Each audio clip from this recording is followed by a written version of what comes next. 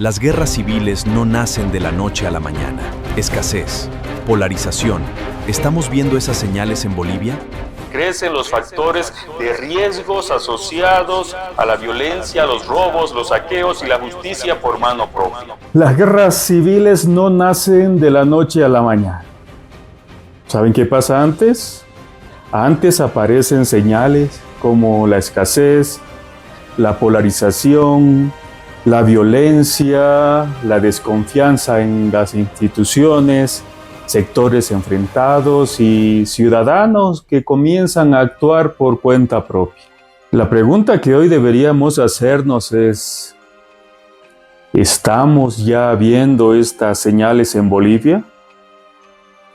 Porque la crisis que atraviesa el país ya no es solamente económica, ya no es solamente política, y tampoco se limita a los bloqueos de carreteras.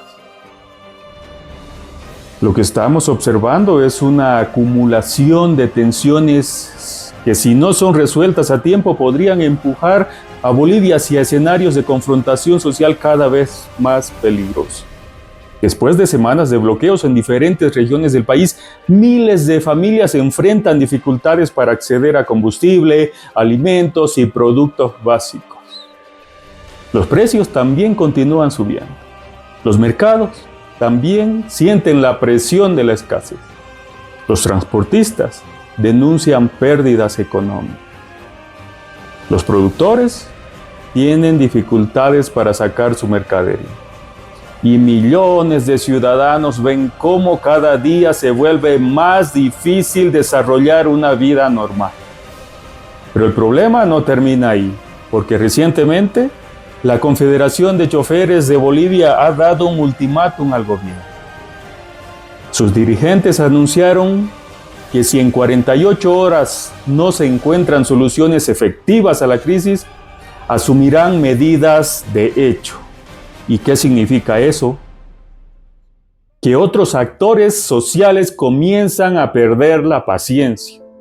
Y cuando diferentes grupos deciden actuar por su cuenta, porque consideran que el Estado no está resolviendo los problemas, el riesgo de confrontación se incrementa. La sociología tiene una explicación para este fenómeno. Cuando las instituciones pierden capacidad de respuesta, los ciudadanos empiezan a buscar soluciones fuera de los mecanismos tradicionales. Ya no esperan, actúan. Y ese es uno de los momentos más delicados para cualquier democracia. Porque el conflicto deja de ser entre manifestantes y autoridades. Ahora comienza a trasladarse a la sociedad. Transportistas contra bloqueadores. Ciudadanos afectados contra grupos movilizados. Productores contra quienes impiden el tránsito de mercancías. Sectores sociales enfrentados por recursos cada vez más escasos. Pero existe un peligro adicional: la inseguridad. Cuando la economía se paraliza y miles de personas pierden ingresos, aumentan los niveles de incertidumbre, frustración y desesperación social. Eso no significa que toda persona afectada vaya a delinquir, pero sí significa que Crecen los factores de riesgos asociados a la violencia, los robos, los saqueos y la justicia por mano propia. y algunas señales ya están generando preocupación. En Potosí, por ejemplo, días atrás, 3 personas acusadas de robar un vehículo fueron sacadas de celdas policiales y posteriormente quemadas por una multitud.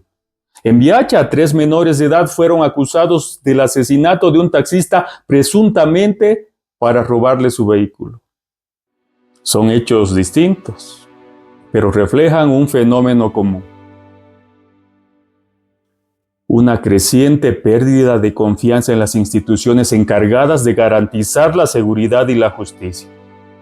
Cuando las personas sienten que el Estado no puede protegerlas, aparece un riesgo muy peligroso: la justicia por mano propia. Y cuando la justicia por mano propia comienza a normalizarse, el tejido social empieza a deteriorarse. Por eso debemos hacernos una pregunta incómoda. ¿Todos estos acontecimientos son simplemente hechos aislados? ¿O forman parte de un mismo proceso de deterioro social? Bloqueos prolongados, desabastecimiento, escasez de combustible, aumento constante de precios, sectores movilizados que exigen cambios políticos, transportistas que amenazan con medidas de hecho, ciudadanos cada vez más desesperados, casos de violencia y justicia por mano propia. Desde una perspectiva sociológica, ninguno de estos factores por sí solo provocan una guerra civil. Pero cuando todos aparecen simultáneamente, constituyen un escenario de alto riesgo para la estabilidad de cualquier país. La historia demuestra que los conflictos internos no comienzan de un día para otro. Antes aparecen señales de advertencia: polarización extrema, pérdida de legitimidad institucional, fragmentación social, debilitamiento de la autoridad estatal y una creciente percepción de que la ley ya no puede garantizar el orden. Bolivia todavía está lejos de una guerra civil, o eso creo.